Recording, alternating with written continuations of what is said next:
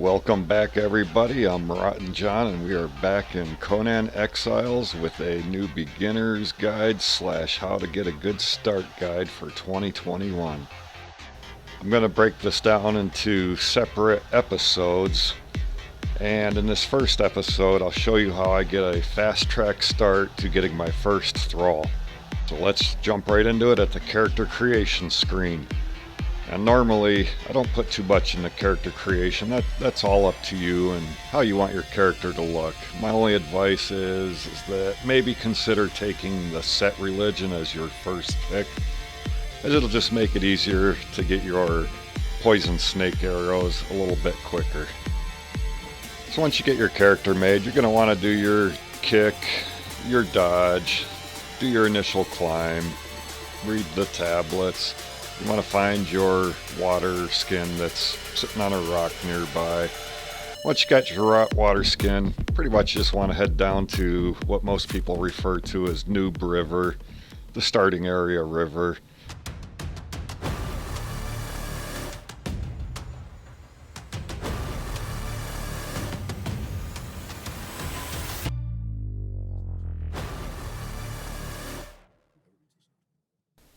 At this point, you're just going to be picking up a lot of stones, plant fiber, and branches.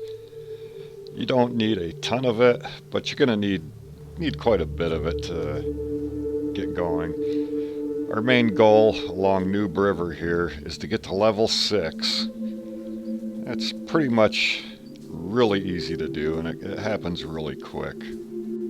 So right off the bat along Noob River, I concentrate on getting plant fiber and aloe plants so I can make a few of the just the generic healing wraps. Something else I just wanted to point out is I never build right off the bat on Noob River. There's just not enough resources around. You're going to spend more time hunting and gathering resources than you are actually playing the game. So I never build any kind of building along Noob River. I basically head up north as soon as I get past level 6. There's a guy that you can stop and talk to here right at the Sentinels that will help you complete another journey step along your way. And as you level up, you're going to get points available in your feats and attributes. Under the attributes, I usually go for agility and grit right off the bat, at least till I get to the first perk. That'll help you run farther, faster, and climb better. I don't unlock too much under feats other than the campfire, chest, maybe your stone sword. My primary goals for Noob River are to get over here to this little peninsula along the top of E3, E4. Right here I'm showing you, it's just past the shattered bridge.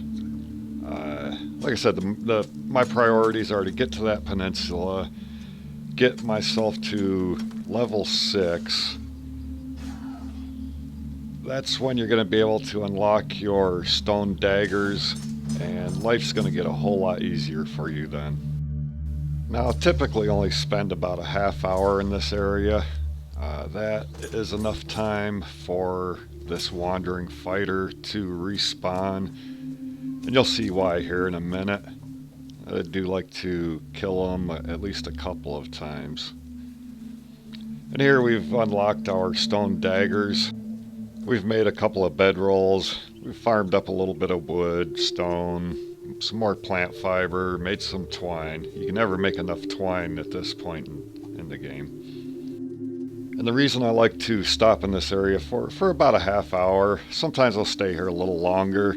It takes this guy about 15 minutes to respawn, but this is a wandering fighter.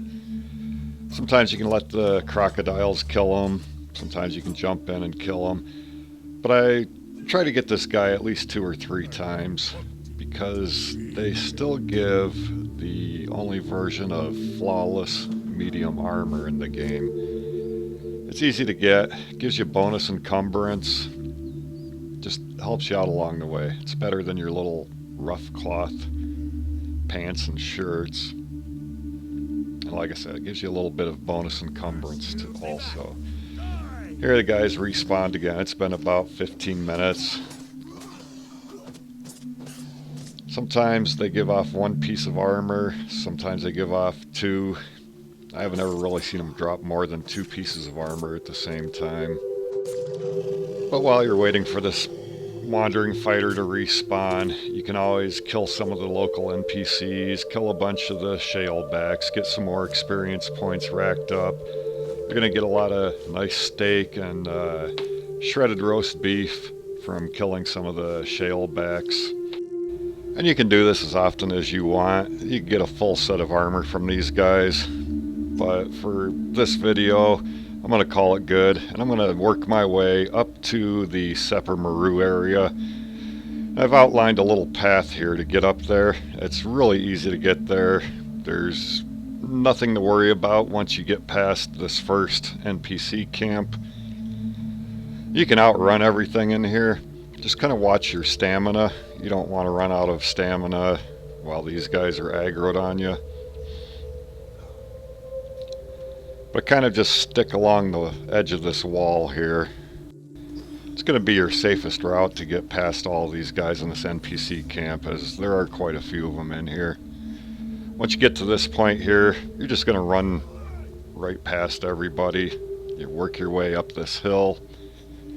Just keep an eye on your stamina through here. And while you're in this area, don't forget to climb up to the top of this platform and attune your bracelet to the obelisk here. This is basically the Dregs obelisk. Once you got your bracelet attuned, you can jump or climb back down, and we're going to continue on up to the Sepper Maru area. Just make sure you don't touch the green wall there. That's pretty much instant death. You're going to follow along the green wall, basically staying just outside of the unnamed city area. There's nothing through here that's going to chase you or hurt you in any way other than fall damage. Once you get close to Sepper Maru area, you're going to have to be a little careful when you get just outside of the city. There are these rhinos here. You don't want to catch aggro on them. They'll kind of mess your day up pretty quick. So if you just stick along the edge of the walls and the rocks here, you'll be fine getting into Sepper Maru. Once you get into Sepper Maru, you can kind of look around at all the different NPCs. There's only a couple areas inside of Sepper Maru where there's hostile NPCs. It's a good place to refill your water. Take a little break if you want. When you see the two armorers standing here, right across from them is this building. You can climb up here and learn your Relic Hunter and Relic Hunter Epic armors just by clicking use on the little totem there. Like I said, there's no NPCs in here that are hostile, except for a couple different areas inside the city. Coming up through this way, there's none of them that you have to worry about. They're all neutral NPCs through here.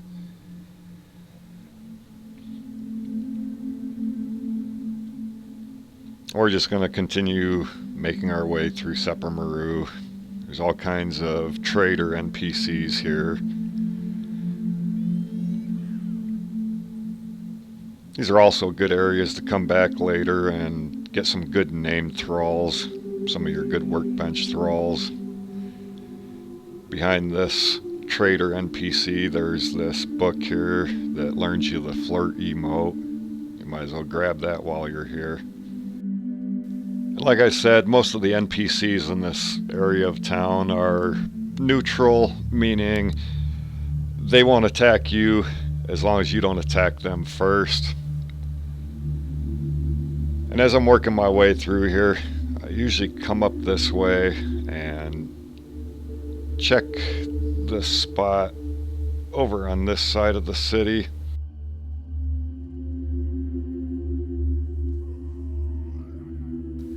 Right in this area, you're always going to find a bearer. Sometimes it'll be a bearer 3, and I like to kill them off. They're pretty easy to kill. You stack a lot of bleed on them pretty easy. Just have to make sure that they don't hit you too much, because these guys can stack bleed back on you. If you're a little bit worried about it, you can always throw a bedroll down off to the side here. But once you kill these guys, you're going to want to loot their backpacks from them. And the Bearer 3s are nice because they typically give you quite a bit of alchemical base. And you can come back to this spot anytime you want, looking for the Bearer 3s to kill. You're going to need a lot of the alchemical base later on to make things like your map room and some of your armors. Now I'm going to work my way across the pond here, show you on the map where we are. And this is where I'm going to do like another stopping point for a little while. This is where we'll farm up a bunch of stuff, make our furnaces, we'll unlock and make our first Wheel of Pain here. Got a lot of area to get thralls here, and I'll always leave that Wheel of Pain here because it's good to come back, grab a thrall, throw it on it. You don't have to drag it all the way back to wherever you set your base up. And while I'm in this area for a while, I set my priorities to looting some of the boxes through this end of Sepamaru. There's a lot of good thralls around this area. You can find some good named workbench thralls here also. Come into the tavern here and actually talk to Conan. This is another journey step. There will always be T3 dancers right here behind them that you can knock out and put on your wheel. There's another journal here that tells about Zeth and how the innkeeper messed up and left him down in the Wine Cellar, which the Wine Cellar is actually the Wine Cellar dungeon in this game. But to get into there, you just run around the backside here and click your action button to get into it. It's kind of dark in here. A lot of people like to bring a torch with them. But this is the guy we're mainly interested in, is Zeth the Drunk. He has a chance to drop Zeth's Truncheon, which is a steel truncheon, and it has quite a bit more durability than the steel truncheon that you can make later in the game. Just gotta be careful that this guy doesn't hit you, because he'll wipe you out with 1 or 2 shots. He's real easy to kill, but he can kill you real easy also. This time we didn't get his truncheon, but while we're farming to get the materials for our furnaces, for our first Wheel of Pain, I'm going to continue to keep coming back in here until I can kill him and get him to drop Zeth's truncheon. There's also a bunch of journals in here that you can read. I would just caution you about going deeper into the Wine Cellar, as it's full of some pretty tough relic hunters. And deeper in the dungeon, there's quite a few bosses that are literally going to one-shot destroy you at this stage in your gameplay. So by now we've farmed up enough stuff to actually make in place our furnaces, and then we'll farm up some more stuff so that we can get our first Wheel of Pain put down. And like I said, in between farming and keeping our furnaces full, we're going to keep going back into the first part of the Wine Cellar dungeon there and killing Zeth until we get him to drop Zeth's truncheon. The truncheon that you can make at this point in game is kind of worthless in my opinion. So once you can kill Zeth and get his steel truncheon, it's going to make getting your other thralls just so much easier. And as you can see here, he hit me once, and look at how much damage he did to me with just one of his light attacks. If you get hit with one of his heavy attacks, yeah, you're going to see the death screen right away. But since you have a bedroll nearby, it's not the end of the world. You just respawn, run back in, and pick up your stuff and finish killing Zeth. But here you can see we finally got Zeth's truncheon. This is going to make getting our thralls so much easier than if we had to use the one that we have unlocked and are able to make, just the fiber truncheon.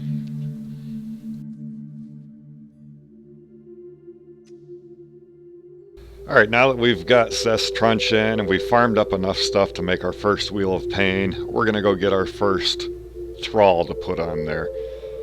I like to come up over this way. There's a couple areas where you can get a tier 3 Relic Hunter Slave Taker thrall. I like to come over to this one because you only have to fight a tier 3 armorer and then knock out your Relic Hunter Slave Taker thrall.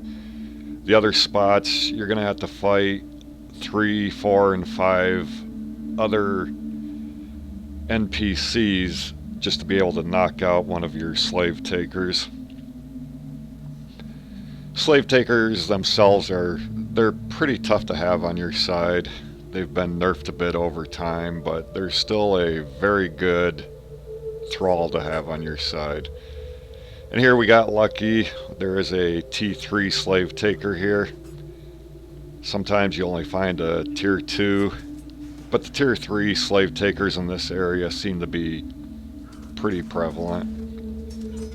Like I said, in this area you only have to get rid of this tier 3 armorer so that you can safely knock out the T3 Relic Hunter Slave Taker thrall. They can put up a bit of a fight here. Just make sure you keep an eye on your stamina and make sure you have a bedroll nearby. And make sure you've got your healing wraps. At this point in the game, you can even make the weak aloe healing potions. They're not the best, but they do help.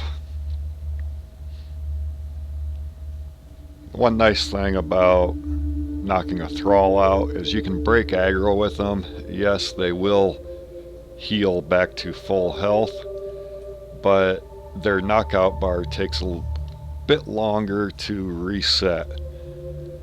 So if you break aggro with them, you can heal up, and like I said, their health will regen, but their knockout or their unconscious bar will kind of stay the same for a bit. So here we've got our Slave Taker 3 thrall. We're going to get them back on our wheel. And this is where I'll end this episode. So please make sure you're subscribed and have the bell notifications turned on, as this next episode that I'll upload here within the next day or two, we will be taking our Slave Taker thrall off the wheel and heading up north to the mounds area to try to get our first Sumerian Berserker. So thank you for watching, and make sure to catch episode 2. Like I said, we're going to go after our first Berserker, try to get a few other things done, and maybe start scouting an area where we can start building.